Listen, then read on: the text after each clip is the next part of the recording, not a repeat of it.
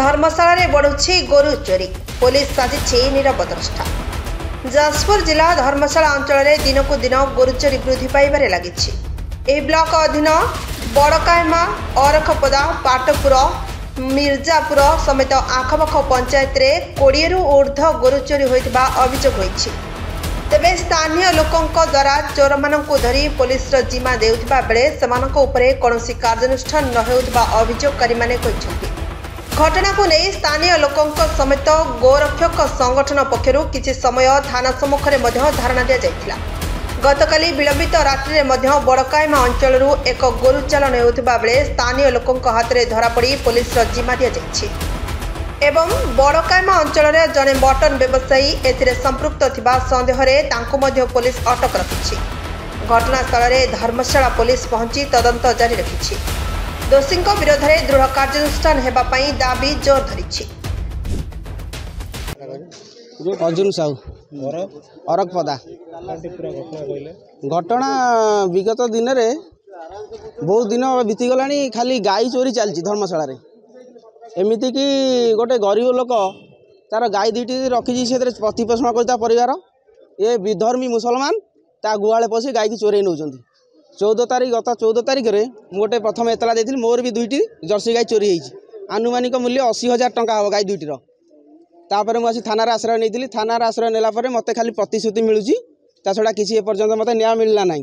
तापर 20 तारीख दिन कायमारे स्थानीय लोक गोटे गाड़ी गोरु गाड़ी की अटकाई से 3टी गाई धराई आम मु खबर पाइली खबर पाई से पहुँचली जड़े चोर को भी काबू करूँ ताकू पुलिस रे जिम्मा देलु।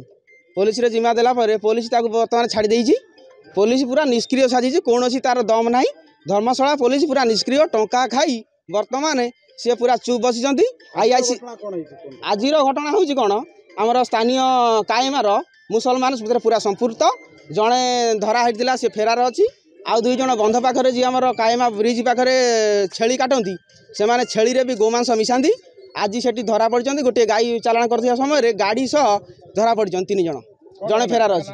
जनक ना हूँ कालामिया ता घर कायमा आउ जड़े हूँ मुबारक खां ओरफ फकीरा ता घर भी कायमा आउ जड़े हूँ ब्रह्मवर्दा मुस्लिम तार ना मत जना ना आउ जड़े हूँ आमर ओडिया हिंदू विधर्मी हिंदू तार ना हूँ अधीन दास ता घर भी कायमा।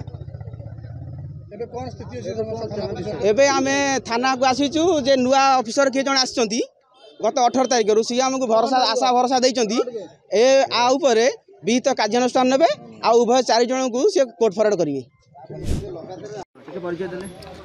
ना लक्ष्मण सेठी धर्मशाला बजरंग दलर सह संयोजक अच्छे।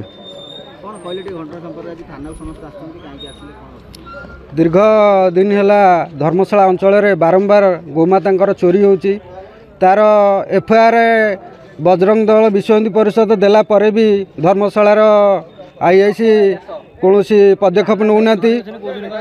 बारंबार आम पदक्षेप नेला परे भी आमको 22/5 आम एफआईआर देइथिलु। तार 2 दिन पर आसीथिलु तार तदारख करिया कौन है सार कौन पाई आपण अरेस्ट न करथिले नाई मते 2 दिन टाइम दिंतु। 2 दिन टाइम देला परे भी से माने आज पर्यंत भी अरेस्ट कले नाई। गतकाली राति रे कायमा स्थित आम नियरेस्ट कायमा स्थित हेटी चोरी भी होता। परदिन राति 4टा गाई गला काली आम गोटे प्रस्तुति बैठक करके आम कि पिला आम कायमार जगैलु जहाँ भोरु भोरु से गाई चोरी होता समय गाई की धरा होता। गाई की धराला भितर गाई जो मैंने चालाण करते से माने सब जन मुस्लिम थिले आउ से माने चोरी करके चालाण करते धरा धरी है किसी समय पर से सब मानिले जे आम बारंबार गाई चोरी करचु काला मियाँ ता पुओ साहिल मियाँ को आम दौचु कि पुलिस के पचारा बेलू पुलिस कौच हैदराबाद पलैं। जदि हैदराबाद रे से माने अच्छे आप जापर अरेस्ट कौन पाई करूना असुविधा कौटी ताले ताले ए गोमाता जो गो हत्या गो चालाण रे धर्मशाला पुलिस आम जहाँ भावुचु तादर सामिल अच्छी कौन ना कौन प्रकार तादर सामिल अच्छी से मैंने अरेस्ट करूना।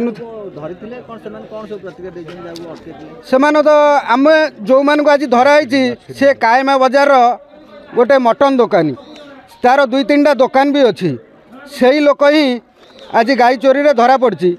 आमे भावुचु से मटन सहित आम हिंदू मानक गोमाता मांस भी खाया दूची कारण जो पिलाटा ता सहित धराई सहित माड़ किछि पिला ताकू धमके धमके पचाला भितर से कही आसुला नाई आम गोटे गाई रखीचु ईद्रे दबू ईद्रे काटिया रखीचु यही आमर सन्देह होची से जो लोक से मटन बिकुला तादेर गोरु मांस भी आमको गोमाता मांस भी खोई दे पारे कहीं संभव नुहे से लोक ही आधे मुख्य चालाणकारी मुख्य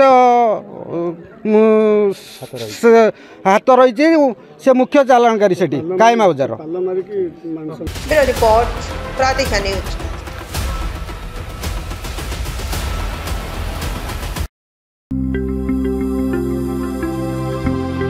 लेटेस्ट न्यूज अपडेट पाई www.nowodisha.com को लॉगिन करंतु।